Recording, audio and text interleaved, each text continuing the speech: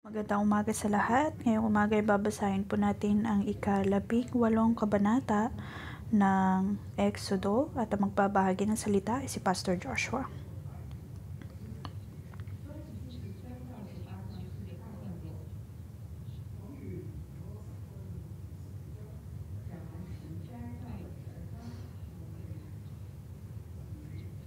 Matapos ang 10 mga salot ay nabasa po natin ang ika-12 kabanata. Pinangunahan ng Diyos ang mga Israelita palabas sa Ehipto.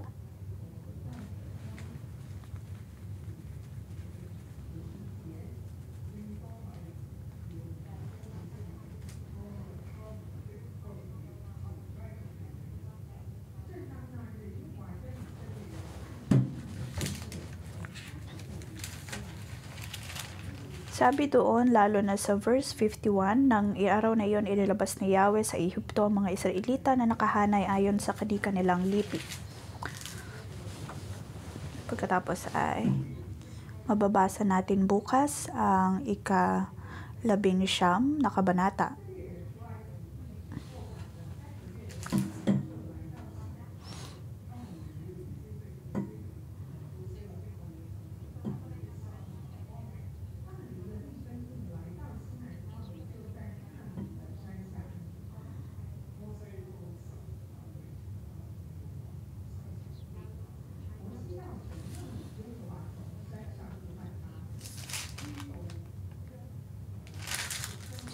Sabi sa verse 3 ng chapter 19, si Moses ay umakyat sa bundok upang makipag-usap sa Diyos. Sinabi sa kanya ni Yahweh, ito ang sabihin mo sa ni Jacob sa mga Israelita.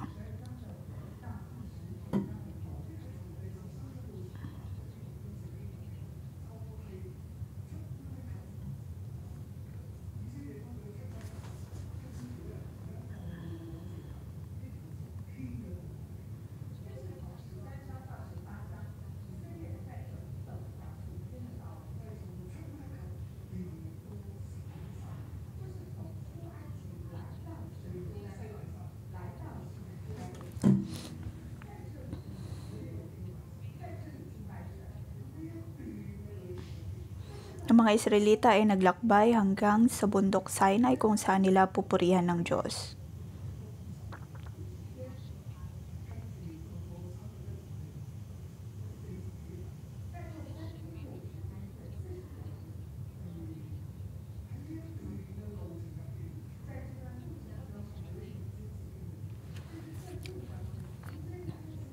Sa paglalakbay na iyon, mababasa po natin iyon sa 6 na mga kabanata.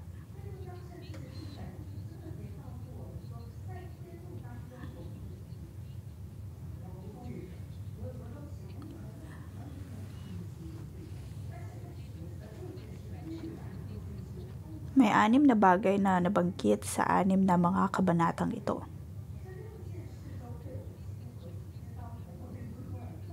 At ang 6 na kabanatang iyon ay mahalaga lalo na para sa atin, lalo na sa ating paglalakbay sa Diyos.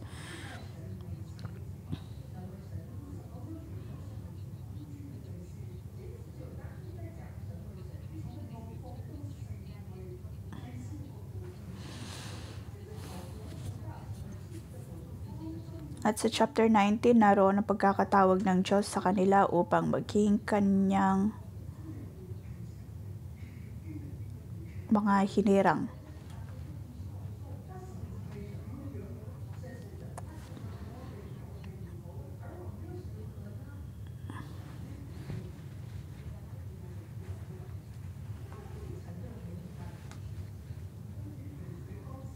Ang paglalakbay na ito ay mahalaga lalo na po para sa atin. At hindi lamang ito pagpapaalala para sa mga Israelita noong araw,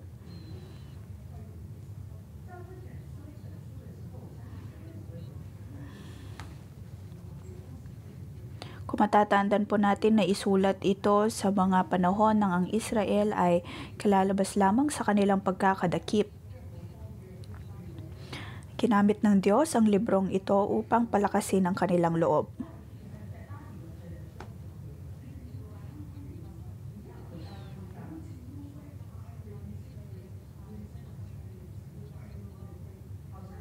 Ito din ay para tulungan ng mga Israelita lalo na sa kanilang pagbalik sa Jerusalem.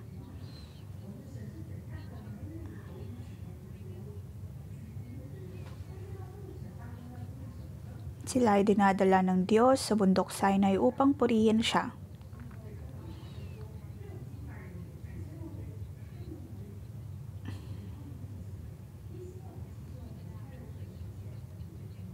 Ito po ay pagpapaalala po pa sa atin na tayo ay lalabas din sa ating kamunduhan.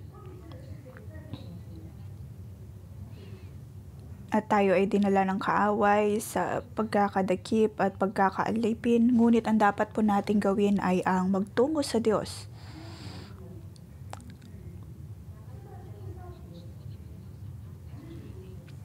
Ano ang mahalaga o kaya importante pagdating sa paglalakbay na ito at ano din ang gagawin ng Diyos sa atin sa paglalakbay na ito.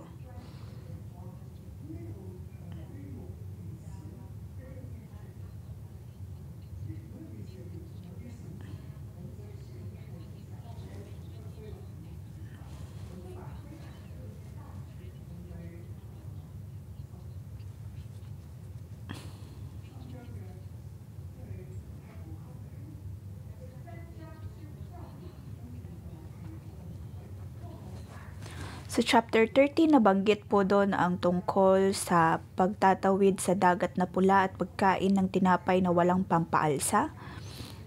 At sa 14 na kabanata ay panibagong simula para sa mga Israelita.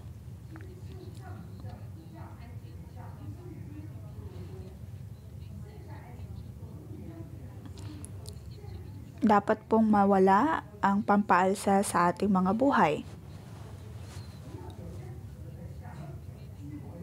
At patapos ang pagtawid sa dagat na pula, iyon ay panibagong simula para sa mga Israelita.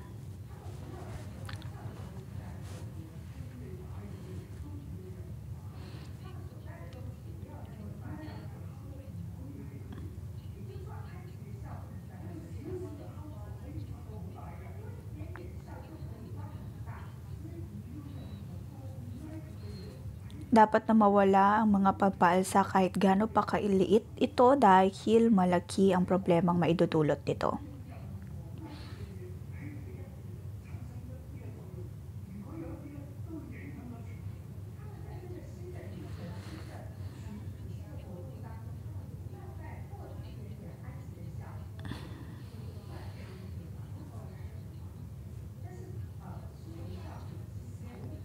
Kailangan siguraduhin ng Diyos na wala silang dalang pampaalsa.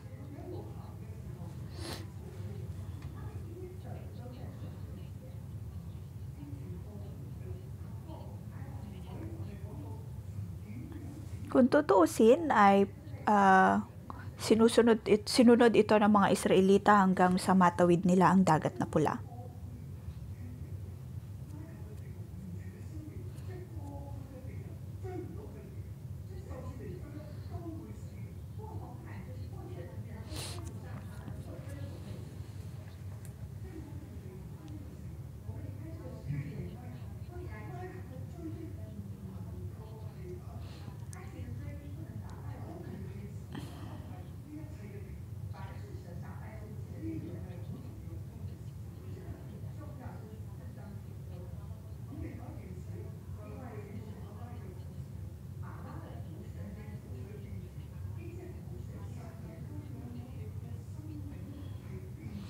Sila ay nakarating sa Mara, ngunit ang tubig doon ay napakapait.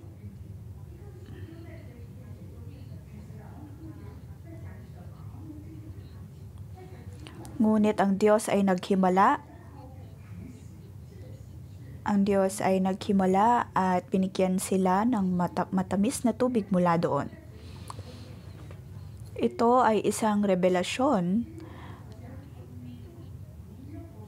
na sa tulong ng pagsasakripisyo ni Jesucristo sa krus ng Kalbaryo, tayo din po ay magkakaroon ng tubig ng buhay. Mula sa kapaitan ay magkakaroon ng tamis sa atin pong mga buhay.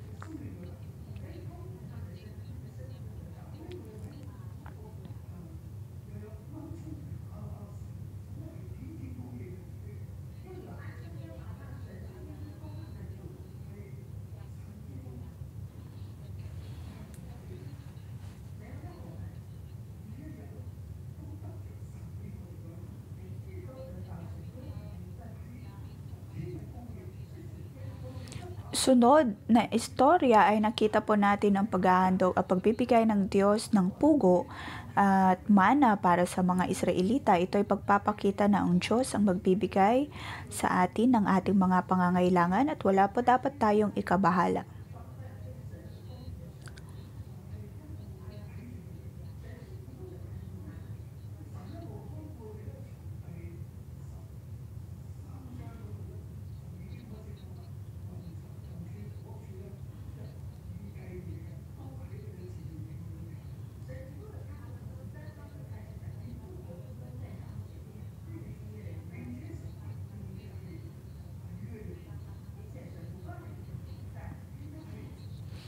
Ang lahat ay probisyon ng Diyos.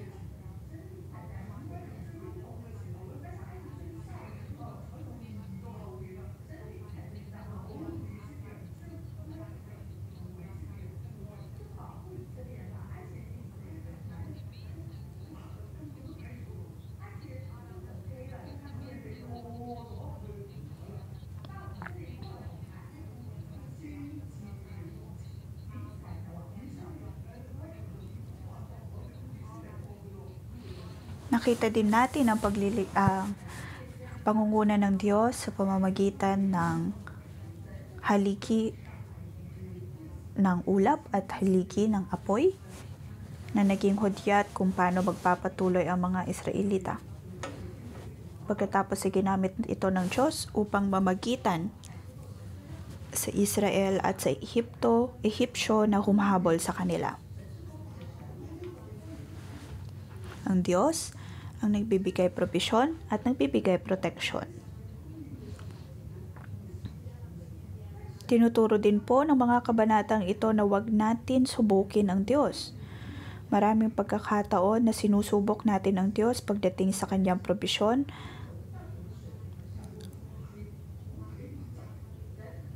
Lagi nating sinusuguro na dapat mayroong pagkain, mayroong tubig, mayroong mga material na bagay sa ating buhay.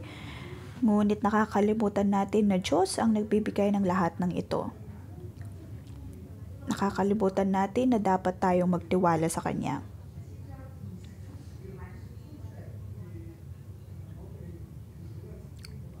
Sa chapter 17, nabanggit po doon ang tubig mula sa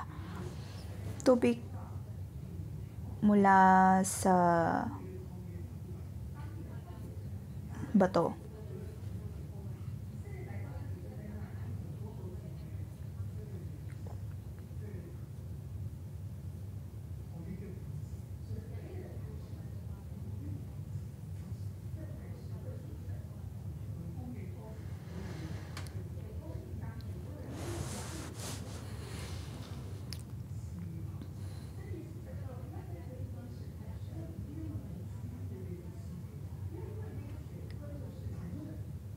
Ang batong iyon ay ang parehong lugar kung saan sinubok ng mga tao ang Diyos. Madalas, tuwing tayo ay nakakaharap ng mga problema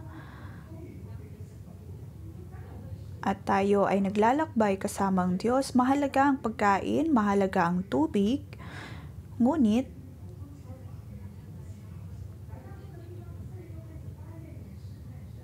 kung matatandaan po natin, dahil sinubok ng mga Israelita ang Diyos sa pamamagitan ng pagrereklamo at pagmamakdol.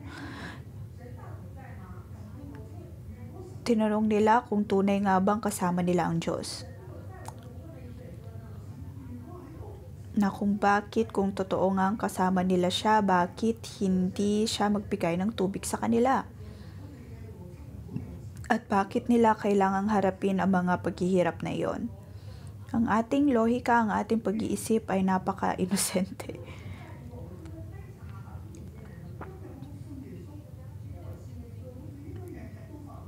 Pag-iisip natin na kung kasama natin ang Diyos, ang lahat ay magiging maayos, ang lahat ay magiging payapa.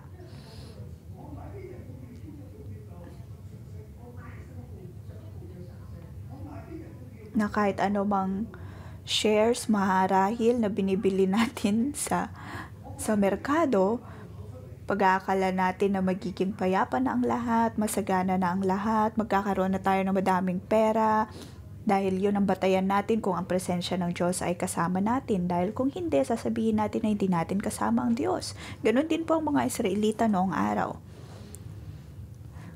Kanilang pinagdudahan ang presensya ng Diyos sa kanilang buhay. Mga kapatid, sa atin pong paglalakbay kasama ang Diyos, dapat po nating matandaan na wag nating pagdudahan ang presensya ng Diyos lalo na sa panahon ng pagsubok.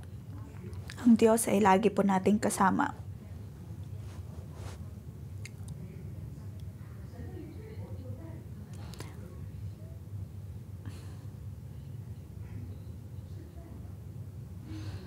Kung tutuusin, ang haligi ng ulap at ang haligi ng apoy ang siyang tumulong sa mga Israelita upang makarating sa Mara.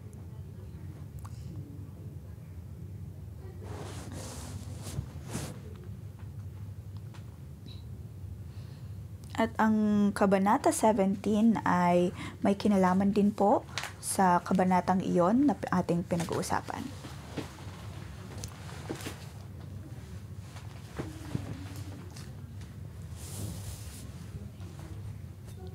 Naroon ang pagtutukso dahil sa tubig.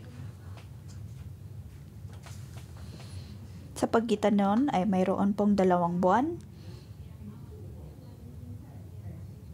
na pagkakaiba.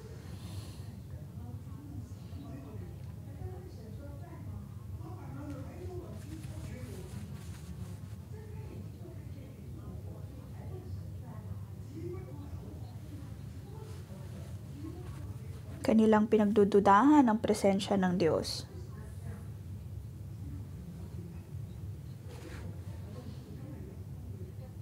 Kanilang pinagdududahan ang kapangyarihan ng Diyos. Ngayon, ganun din po tayo sa mga panahon ngayon.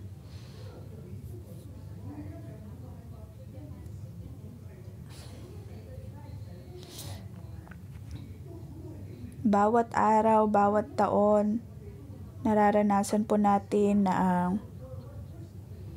ang mga pagsubok, pagkatapos ay nagdududa tayo sa kapangyarihan na mayroon ng Diyos.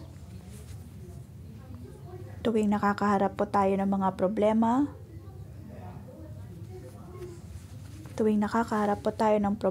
tayo ay nagrereklamo sa Diyos. Pagkatapos ay nakakalimutan natin nakakalimutan po natin ang kabutihan ng Diyos. Pagkatapos ay pinagdududahan siya. Ngayon, ito po ay pagpapaalala po sa atin na kung tayo ay naglalakbay kasama ng Diyos, hindi po dapat tayo maging ganito.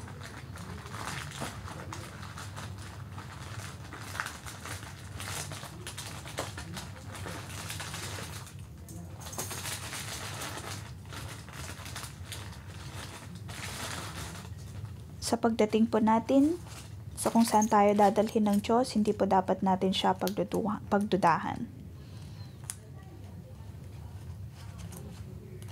Tayo ay kanyang sasamahan. Dapat po natin siyang purihin. Matapos ang paglalakbay sa Red Sea, sa Dagat na Pula,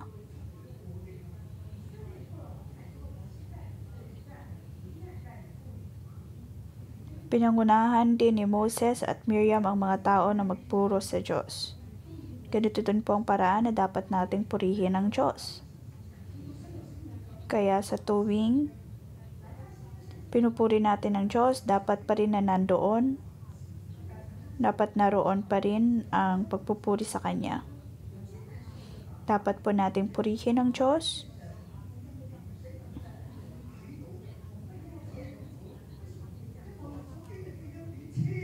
Dapat po natin siyang purihin.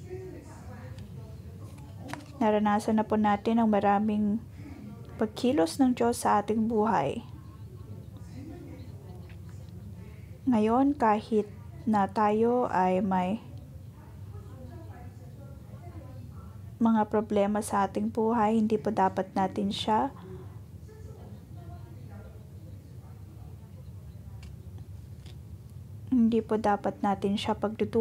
pagdudahan.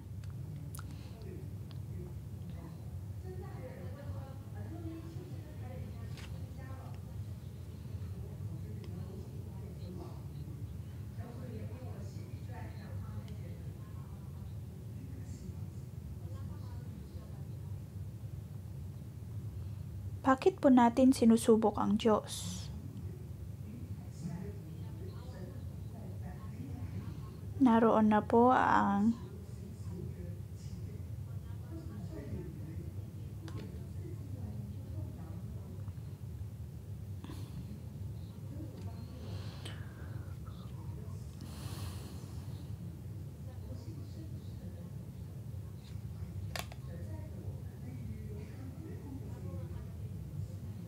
tayo po ay pinangungunahan ng Diyos. Huwag po nating pagdudahan ng Diyos.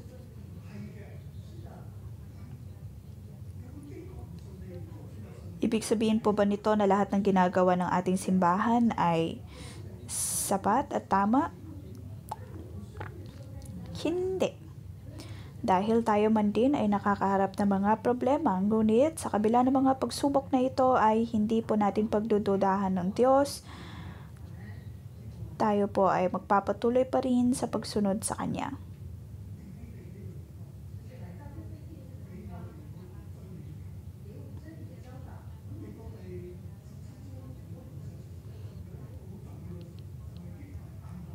Ito po ang mga bagay na dapat natin pag-isipan sa ating pagdating sa Rephidim.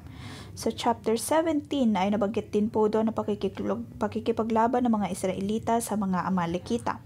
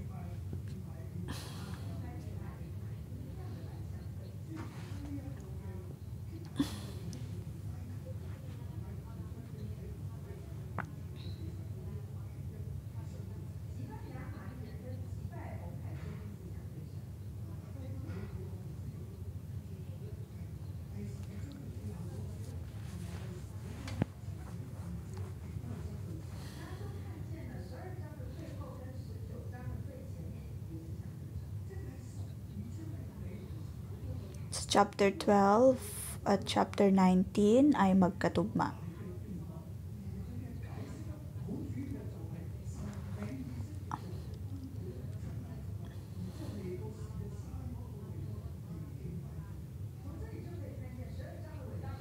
Chapter 13 to 18, iyon po ay malaki ding seksyon ng kabanata. Iyon ay para dalhin ang mga tao sa Ehipto at dalhin sila sa bundok Sinai.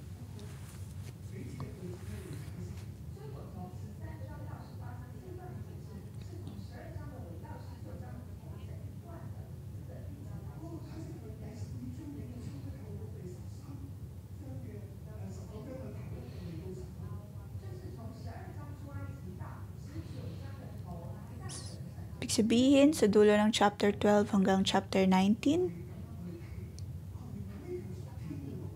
naroon na narating nila ang bundok ng Diyos.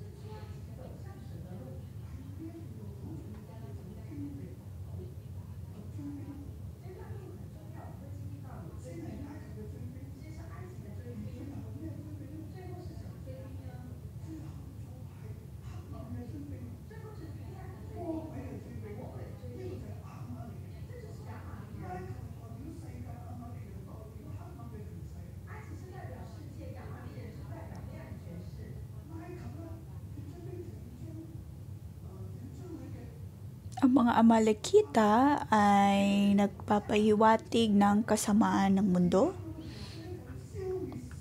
maging din ang Ehipto. Nais ng mga Ehipsyo na sirain ang mga Israelita.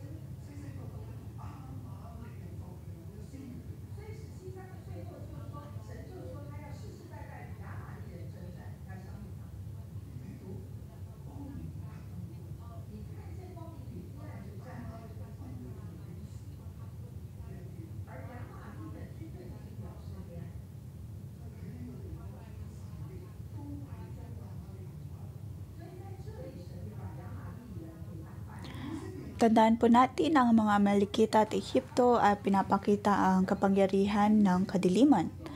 Natalo po ba ng mga Israelita ang kadiliman na ito?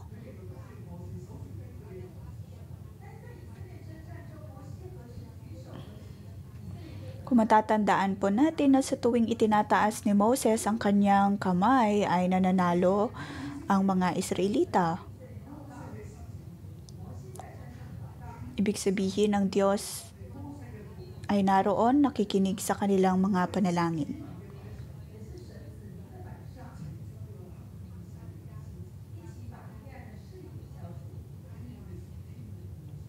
Ang Diyos ang nagpapanalo sa kanila. Kung tayo po ay nasa paglalakbay na ito kasama ang Diyos ang magpapanalo sa atin. At tayo po ang pinili ng Diyos.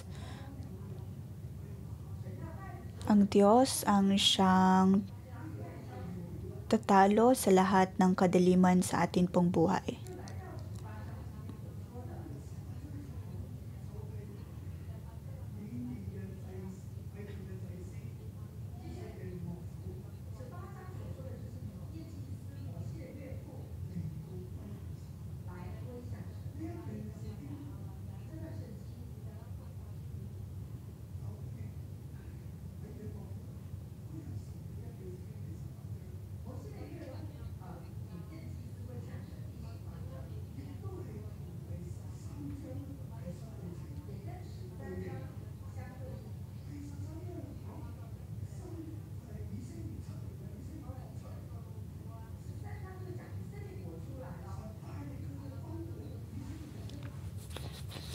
Sa chapter 18, sinabi po doon ng mga Israelita ay nakalabas na sa dagat na pula.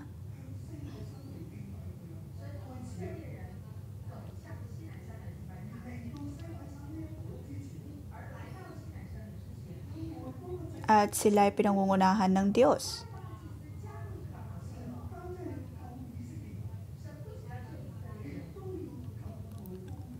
At bago pa man sila makarating sa bundok Sinai ay mayroong pari na nandoon upang tulungan sila.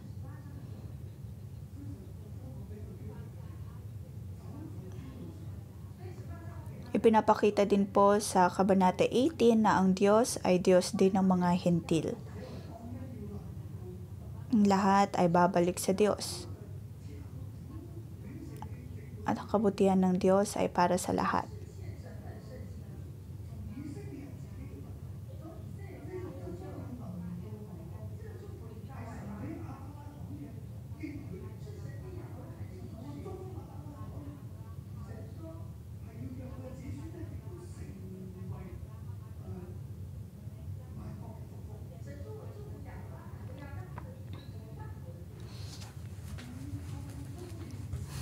Sinasabi ng Diyos na kanyang pinagpala si Abraham at nais niya ding pagpalain ang mga susunod na henerasyon at nais niyang pagpalain ng Israel. Kung kaya sa chapter 18, ipinakita po ang katotohanan ito. Sa chapter 18 ay mayroong dalawang pinakamahalagang punto. Mula verse 1 hanggang 12,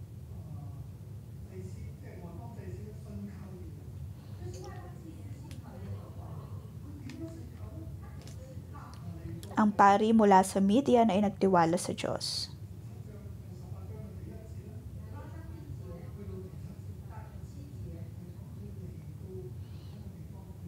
Mula verse 1 hanggang verse 7, yun po ay tungkol sa pagdalaw ni Jethro kay Moses.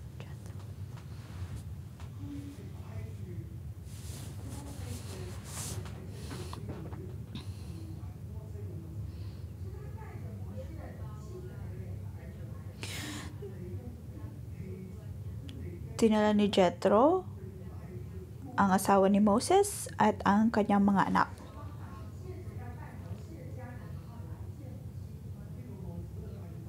Kung kaya siya pumunta doon ay para dalhin ang kanyang asawa at anak doon.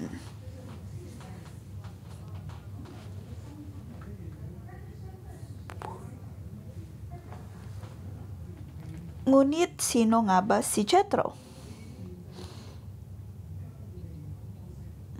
Kung tutuusin, siya po ay isang pari na mula sa Midian.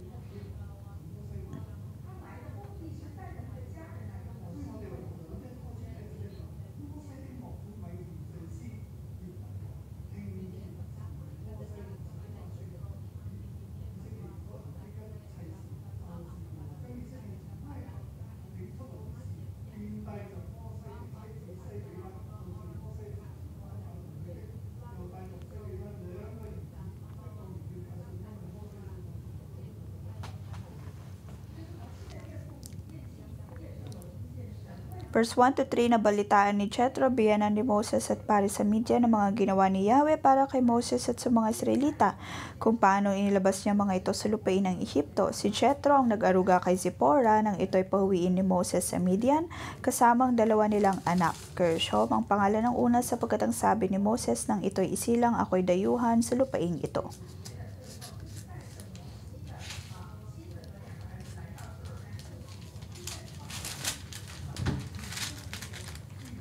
Verse 5, isinama ni Jethro ang asawa ni Moses at ang dalawang anak nito at pumunta sa pinagkakampuhan ni na Moses sa ilang sa tabi ng bundok ng Diyos.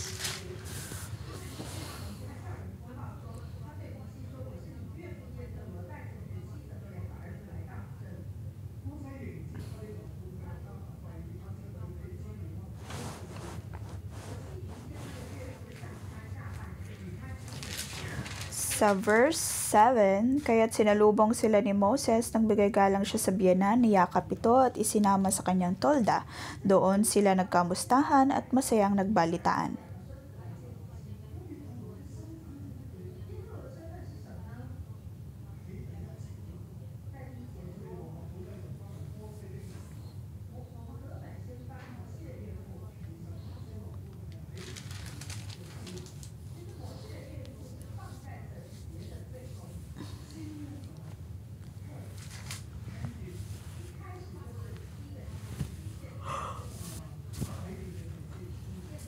Ayon po sa ating nabasa, si Jethro ay isang pari at siyang biyenan ni Moses.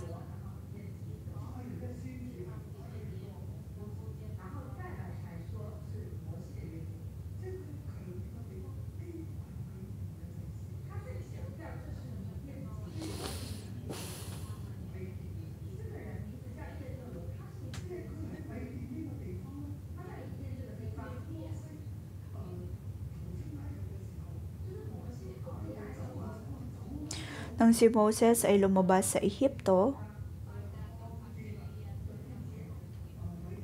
siya ay nagtungo sa Midian.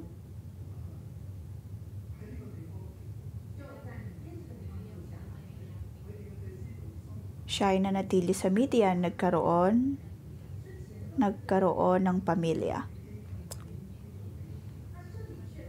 Noong una ay hindi po natin nalaman na si Jethro ay pari sa Midian, ngunit pagdating sa kabanatang ito, naisulat na siya ay isang pari mula sa Midian. Ibig sabihin, isa siya sa mga tagapamagitan na ginagamit upang magpuri sa mga Diyos-Diyosan. Siya ay ginagamit doon upang magpuri at upang paglingkuran ang Diyos ng ibang mga bansa. Ito ang kanyang pagkakatawag, ito ang kanyang pagkakakilanlan.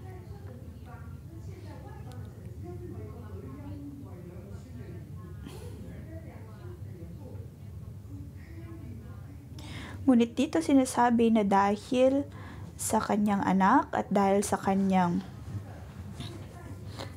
manugang,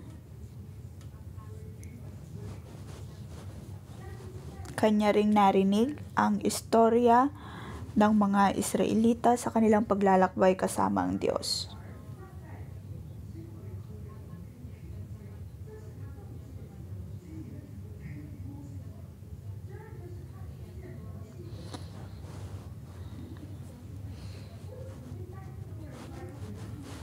Nabasa din po natin dito na ibinahagi ni Moses ang lahat ng mga ginawa ng Diyos sa kanilang paglalakbay.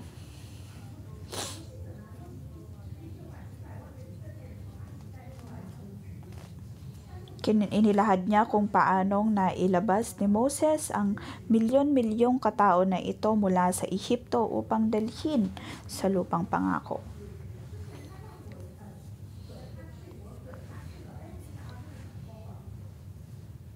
At namanghanga si Jethro sa lahat ng mga naganap na ito.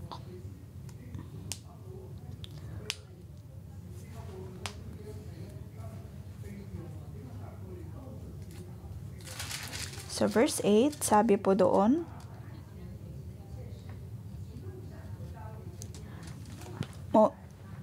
isinalaysay ni Moses ang lahat ng ginawa ni Yahweh sa Faraon at sa mga Ehipsyo at kung paano iniligtas ni Yahweh ang mga Israelita. Isinalaysay rin niya ang mga hirap na inabot nila sa paglalakbay at kung paano sila tinulungan ni Yahweh. Ang presensya ng Diyos ay nasa kanila.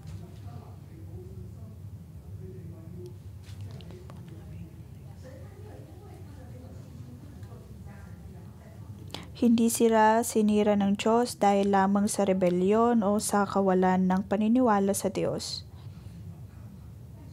Naroon ang Diyos at siya'y tapat sa kanila.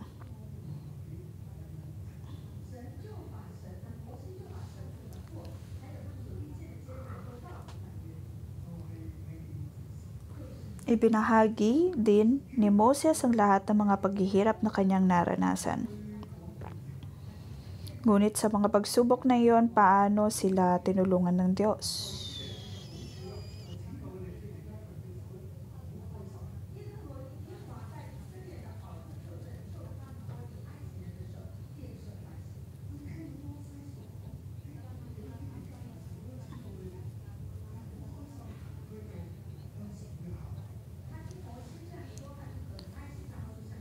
Si Jethro ay natutuwa na mapakinggan ang istorya ni Moses, kung kaya siya din ay nagpuri sa Diyos.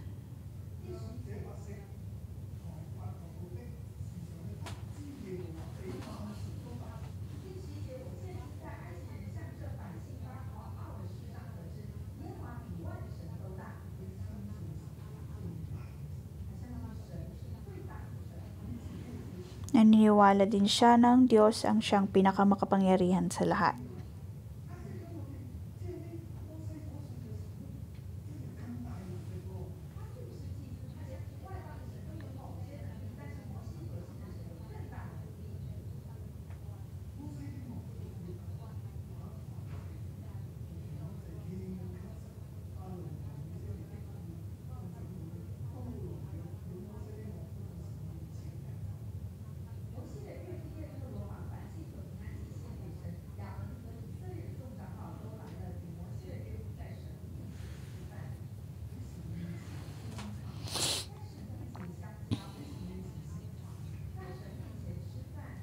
Sa presensya ng Diyos, sila ay nagdiwang.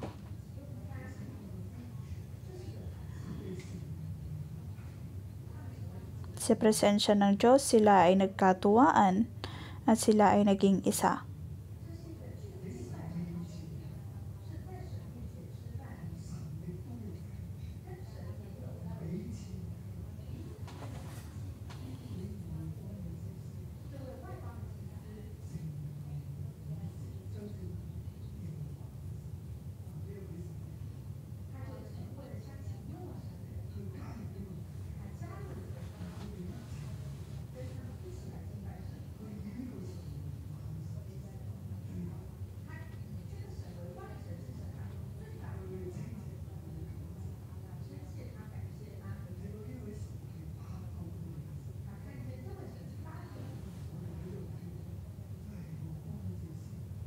Kanilang nakita na ang Diyos ang siyang tumulong sa mga Israelita, maging ang mga Hentil ay nakita ang kadakilaan ng Diyos.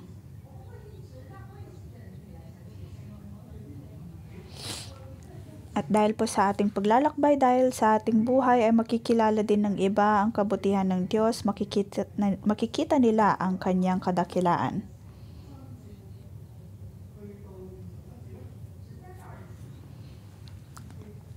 Mula verse 13 hanggang 27.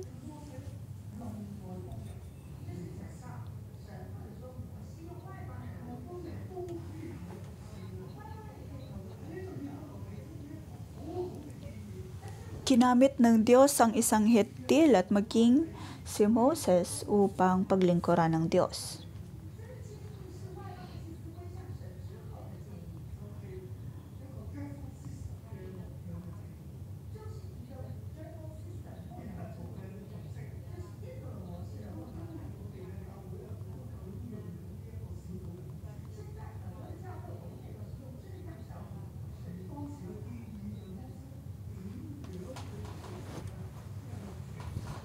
Mababasa po natin dito ang sistema na ibinahagi ni Jethro kay Moses, isang sistema na atin din pong ginagamit sa kasalukuyang panahon.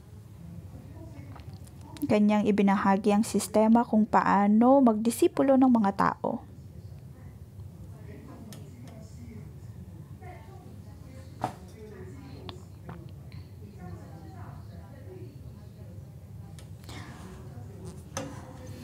Sabi sa verse 16, lumalapit ang mga tao kay Moses at sinasabi sa kanya ang kanilang mga katuwiran, pagkatapos ay ipinapaniwalag din sa kanila ang mga utos at tuntunin ng Diyos.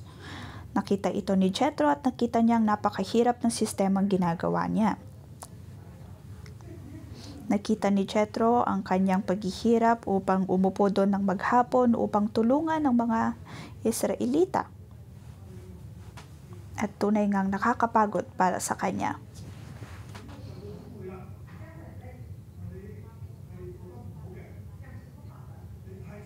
At hindi iyon ang tamang gawin. Dahil ang trabaho ay napakabigat para sa kanya. At siya ay tinulungan niya kung ano ang dapat niyang gawin.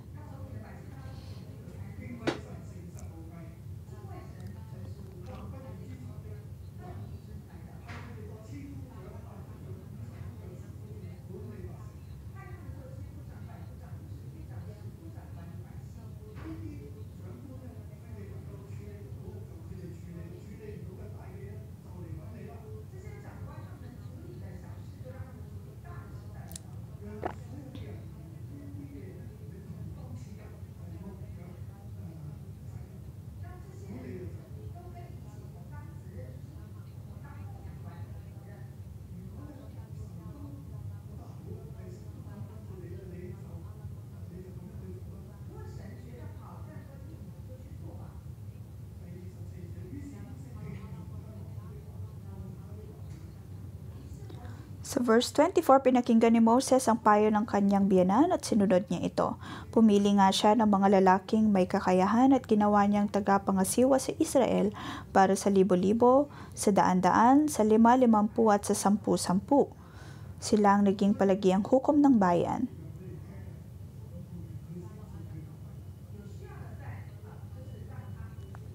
Sila ay naging hukom para sa mga tao, ngunit ang mga mahihirap na mga sitwasyon o mahihirap na mga katwiran ay dinadala nila kay Moses. At ito nga ang sistemang ibinahagi ni Jethro. Tinanggap ni Moses ang suhestyon ni Jethro. At ang Diyos din ay natutuwa sa suhestyong ito. At iyon na nga ang naging paraan kung paano disipuluhin at paano tulungan ang mga hinirang na tao ng Diyos.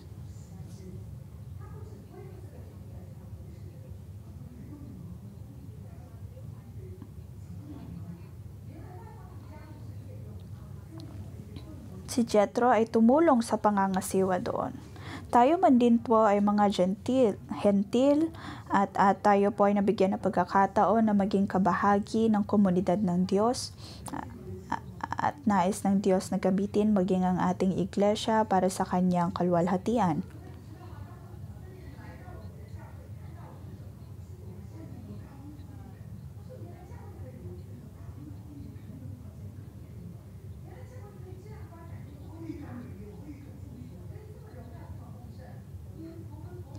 Nakikita po natin kung paanong lumalaki din ang simbahan dahil sa presensya ng Diyos.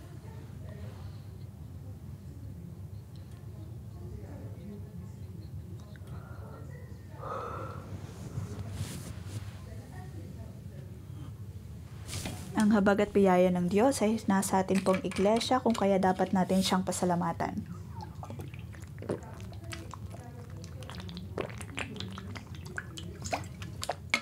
Tayo po ay ginagamit ng Diyos upang dalhin ng mga Israelita sa kanyang paanan. Ginagamit din ng Diyos ang mga hentil upang pagpalain ang mga Israelita. Tulad ng ginawa ni Jethro na siya ay naging napakalaking biyaya para sa mga Israelita. Tayo man din ngayon, ginagamit po natin ang sistema ni Jethro, lalo na sa sistema ng ating pagdidisipulo, at ito po ay katulad nun.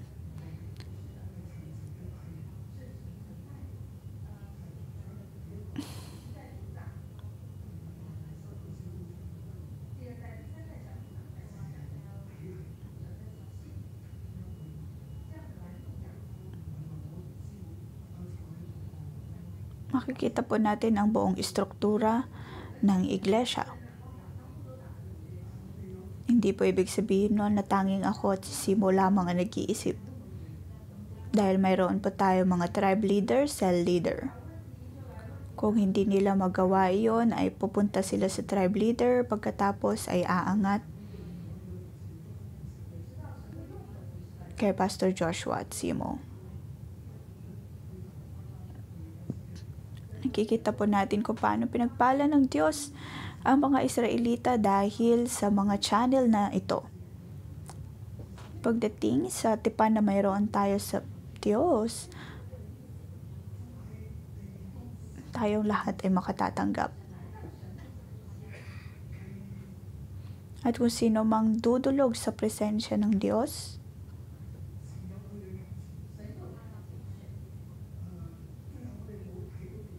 sila ay may iba't ibang pagkakatawag mula sa Diyos. Maring hindi po natin nakita kung ano pa ang mga ginawa ni Jethro, ngunit makikita po natin na siya ay tagapagpagitan ng mga hentil at dapat po nating pasalamatan ang Diyos dahil ngayon tayo man din ay ginagamit niya. At ang kanyang ideya ay para pagpalain maging ang mga hentil ng kanyang kaligtasan.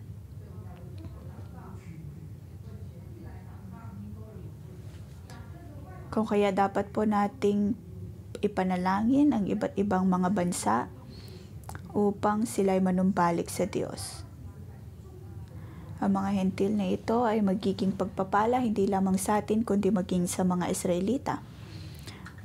Naway purihin ang Diyos sa kanyang mga salita.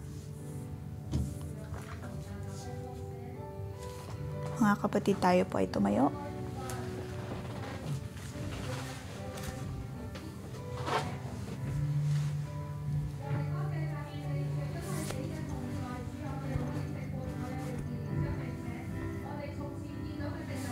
Salamat o Diyos dahil sa iyong kabutihan kami ay magtatagumpay sa lahat namin mga problema. Salamat sa iyong kapangyarihan. Ikaw ay aming papupurihan.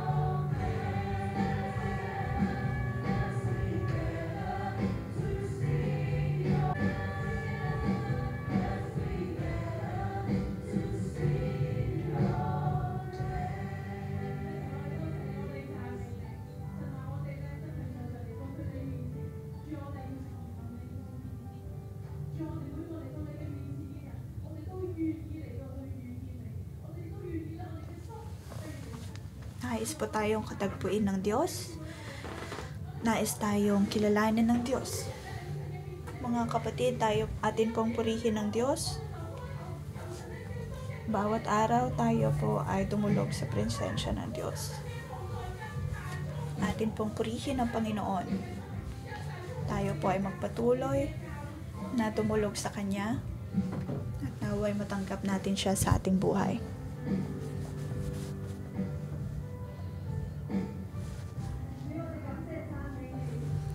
Panginoon, kami nagpapasalamat sa iyo. Pinupuri ka namin at pinapasalamatan lahat ng mga narito ay dating mga nawawalang tupa. Ngunit ngayon kami nagpapasalamat sa iyo. Salamat sa iyong pag-ibig. Kung kaya kami ay narito ngayon, nasa iyong templo upang purihin ka. Kami ay napabilang sa komunidad ng Puno ng Buhay kung saan kami makakapagdisipulo ng mas marami pang mga tao. Madadala namin ang aming pamilya, kaibigan sa iyong presensya. Ikaw ang nagpapalakas sa mga mahihina, ikaw ang nagpapalakas sa amin. Narito upang purihin ka. Mga kapatid, sa kabanatang ito, nang si Jethro ay nasa piling ni Moses.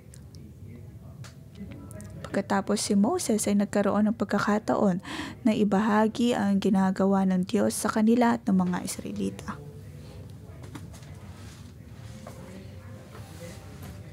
Ngayon mga kapatid, maaari po tayong maghanap ng kapareha. Atin pong ibahagi ang kabutihan ng Diyos. O kung tayo po ba ay nakapagbahagi na ng kabutihan ng Diyos sa iba.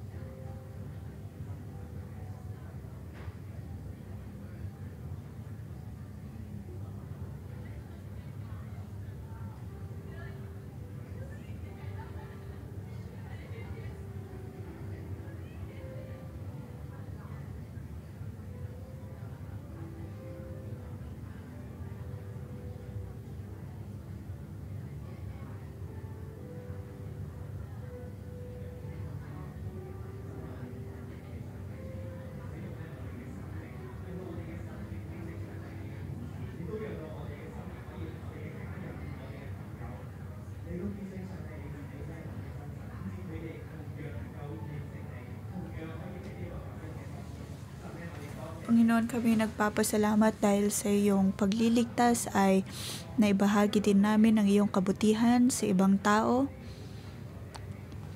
Salamat o Diyos sa iyong pagkilos sa buhay ng maraming mga taong nakapaligid sa akin.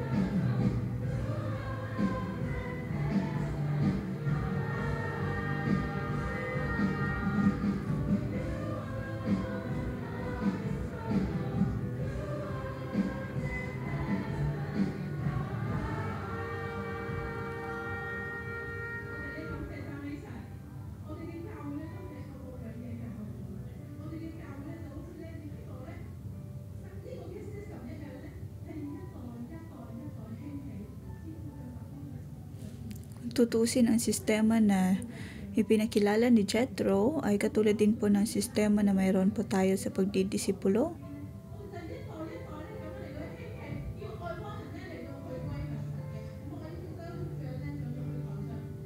Ngayon nais kong ibintahan ang lahat ng mga tribe leaders at atin silang pagpapanalangin. Sunod ay ang mga ikalawang henerasyon ng mga disipulo, kaya Kristiyano, ikalawang henerasyon sa third.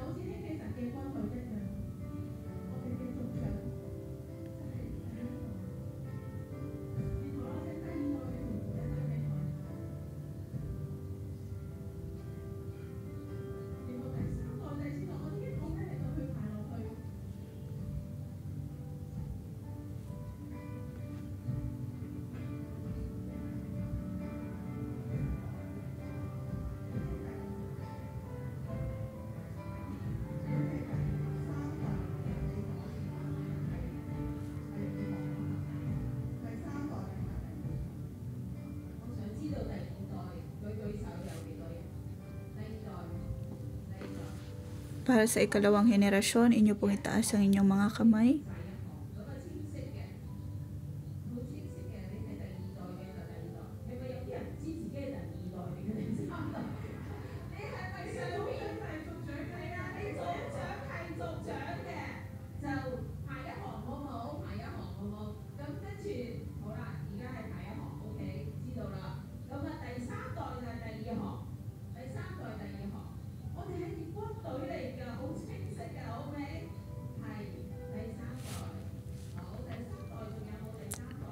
Tanggap po natin ang probisyon ng Diyos. Nakikita po natin dito ang mga nakahilerang unang henerasyon ng Kristiyano, sunod ang mga ikalawang henerasyon.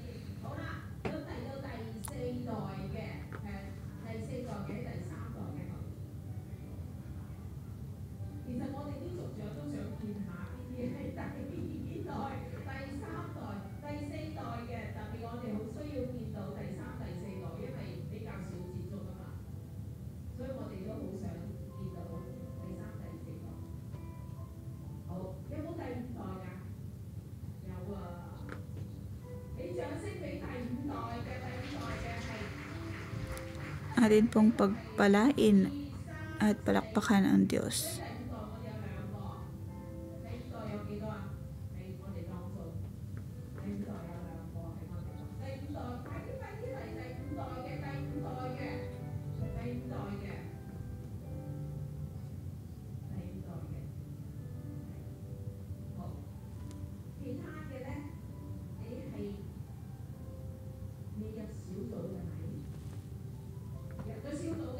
Para sa mga iba, ibig sabihin po ba nun na hindi kayo kabilang sa isang cell group o kaya sa tahanan ng Diyos?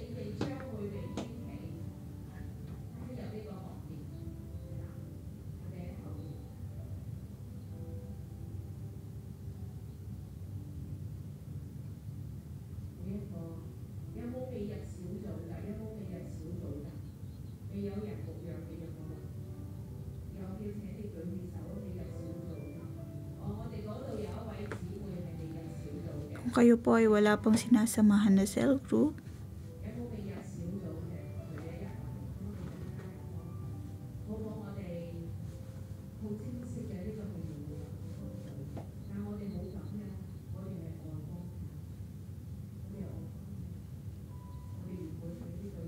tayo po ay mga hentil.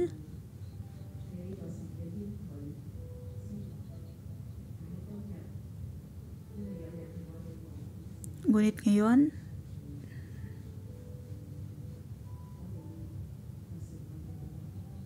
dahil nga sa salita ng Diyos at sa patotoo ng kanilang mga buhay, tayo po ay magiging hukbo ng Diyos at nakikita din po natin ang kabutihan niya. Sa chapter 19, nabanggit po doon na pagkakaroon ng pangako kasama ang Diyos, panata kasama ang Diyos.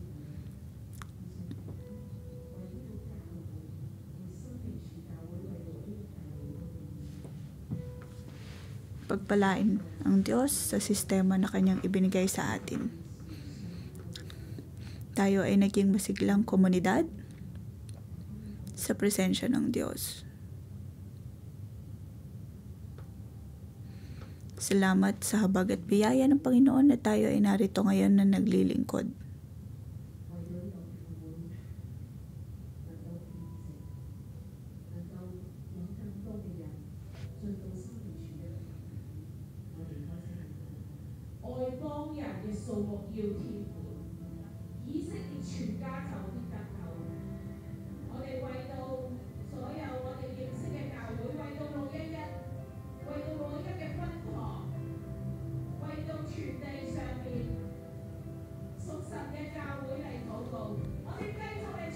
Natin pong ipinalangin ang lahat ng mga iglesia sa buong mundo.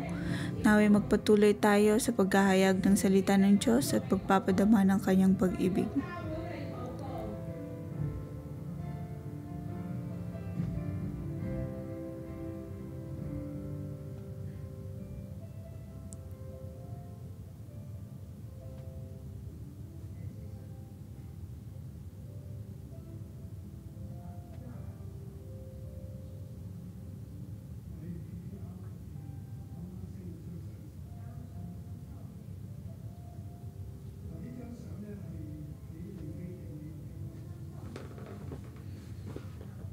Ito ay litrato na mula sa Rephidim.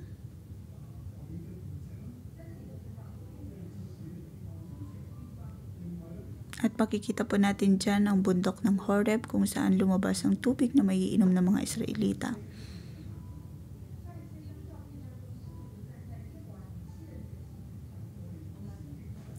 Mapapansin po natin na si Simo ay naroon upang maupo si Simo. At pagbalik nga sa kabanatang ito, nakita natin na ang mga Israelita ay naghahanda para sa pagkahandog sa Diyos.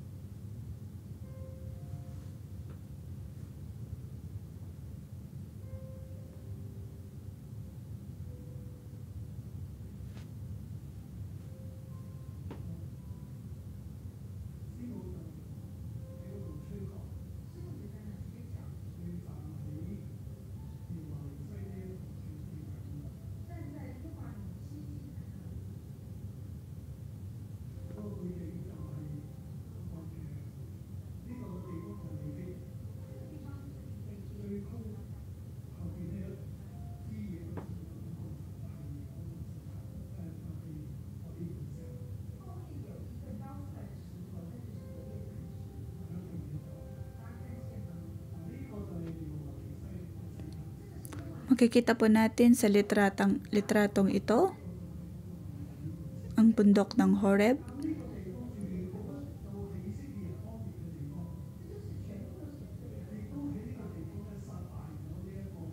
Lahat ng mga lugar na aming pinuntahan ay ang lugar kung saan nagkampo ang mga Israelita at kung saan nila natagpon kung saan nila dinala mga Israelita.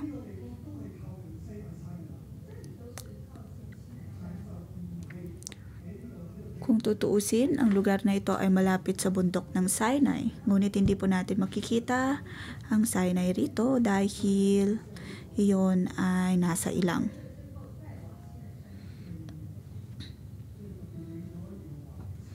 Pagkatapos ang mga Israelita ay nagtungo sa bundok Sinai.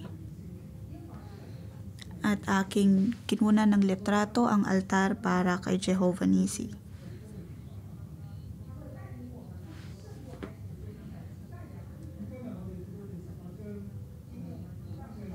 Ngayon tayo po ay nasa chapter 18.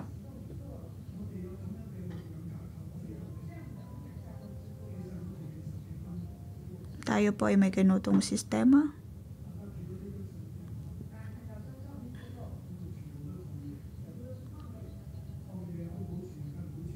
Makikita po natin ang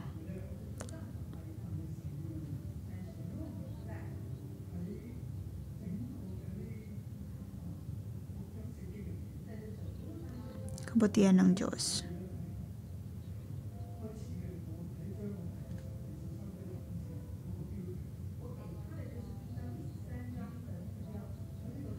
Ito po ang tema ng chapter 13. Ang Diyos ang siyang mangunguna sa atin. Ang kanyang presensya ang nangunguna sa atin. Siya ay laging nangunguna sa atin. Siya ang Diyos na tumitingin sa atin at tumutulong sa atin. Bawat araw, bawat sandali, siya ay ating kasama. Siya ang Diyos na tumitingin sa atin. Matatandaan po natin na ang mapait na tubig ay naging matamis na tubig dahil sa kabutihan ng Diyos. At siya ang Diyos na tumulong sa atin, lumalaban para sa mga Israelita, ganun din po sa atin.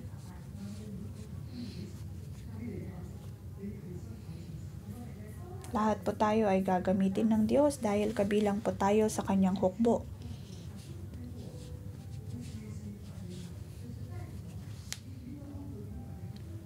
Tayo po ay tinutulungan ng Diyos sa lahat ng oras.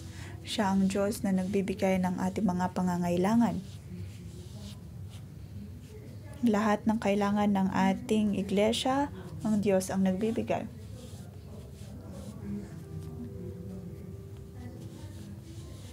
Diyos ang tumutulong sa atin upang malabanan ang lahat ng ating mga kalaban. Atin pong ipikit ang ating mga mata at manalangin. Banal na Espiritu, naway pangunahan mo kami. Patnubayan mo kami tungo sa Rephidim. Ngayon kami ay nasa Rephidim upang magkampo. At ngayon, ayon sa aming pagtitisipulo, ayon sa aming mga tribo, tulungan mo kami, O Diyos, na maging iyong hukbo at makasunod sa iyo. Bawat araw, dahil sa iyong presensya na nasa aming mga buhay, sa iyong pagtulong sa amin, nasaan man kami, Panginoon, ay naroon ka. Sa bawat issue ng aming buhay ay aming makikita ang iyong pagpapatnubay at aming pangungunahan ng aming iglesia, ang iyong hukbo. Lahat ng mga cell leader, lahat ng mga cell member, tutulungan mo kami, O Diyos, na lumakad sa iyong kalooban. Araw-araw ay aming mararanasan ang iyong pagkilos. Ikaw ang patuloy na papatnubay at gagabay sa amin.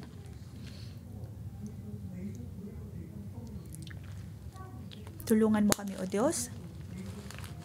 Ikaw ang Diyos na patuloy na mangunguna sa amin. kami ay naglalakad tungo sa Mount Sinai, ngunit kami ay naglalakad sa iyong presensya. Kami tinutulungan mo, O Diyos. Panginoon, kailangan ka namin sa paglalakbay na ito. Banal na Espiritu, naway tulungan mo kami. Tulungan mo kami, O Diyos, na dalhin maging ang mga hindi pa nananampalataya sa iyong paanan upang sila man din ay maging mga puno ng buhay na iyong tinawag, maging iyong mga hinirang na lingkod.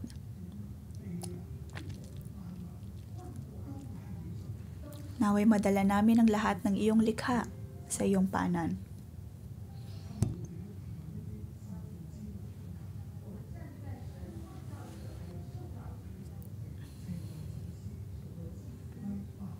Kami, O Diyos, ang iyong mga tagapamagitan, kung kaya kami ay makapaglilingkod sa iyo. Sa tulong mo, O Diyos, kami ay napagpapala. Tulungan mo kami, O Diyos, na manatili sa iyong presensya. Ngayon, O Diyos, ang iyong Espiritu ay narito sa Rephidim.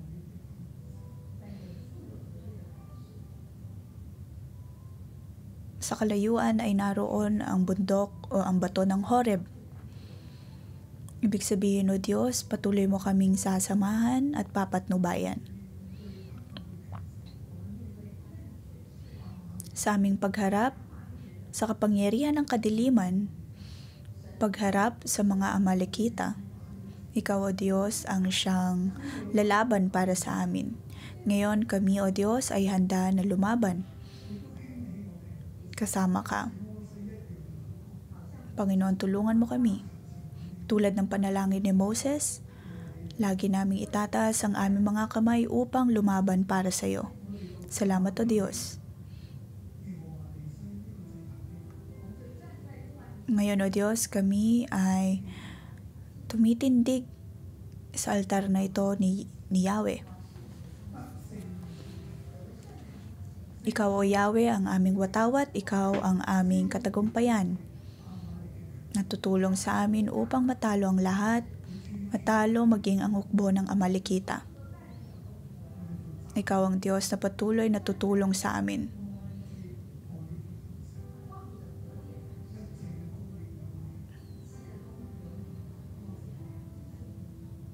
Aming inaalala lahat ng iyong probisyon sa amin. Tulungan mo kami, O Diyos, na maging iyong makapangyarihang hukbo. Naway kami ay patuloy na maranasan ng iyong kabutihan. Tulungan mo kami na maging puno ng buhay.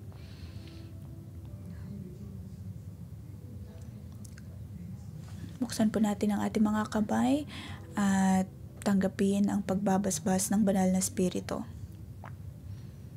Yahweh ang ating watawat. Yahweh Nisi. Bawat umaga, bawat araw, ang Diyos ang nangunguna sa atin at siyang nakatingin sa atin, siyang nangangalaga sa atin. Kung kaya tayo ay nagkaroon ng katagumpayan, nakatanggap ng probisyon mula sa Panginoon. Ang lahat ng mga likha ng Diyos sa langit man ang lupa ay para sa atin. Dadalhin po natin ang lahat ng likha ng Diyos, ang ating mga kapamilya, mga katrabaho, mga kaibigan. Marahil sila ay katulad ng biyanan ni Moses, isang pari sa Midian, pari sa Hentil, ngunit ang lahat ng ito ay dudulog sa Panginoon upang tanggapin siya bilang Diyos. Dahil alam nila, O Diyos, na Ikaw ang pinakamakapangyarihan sa lahat, mas makapangyarihan pa sa mga Diyos-Diyosa, naway pagpalain kayong lahat sa ngalan ni Jesus. Amen. Dito po nagtatapos ang ating pangumagang debosyon. Magandang umaga.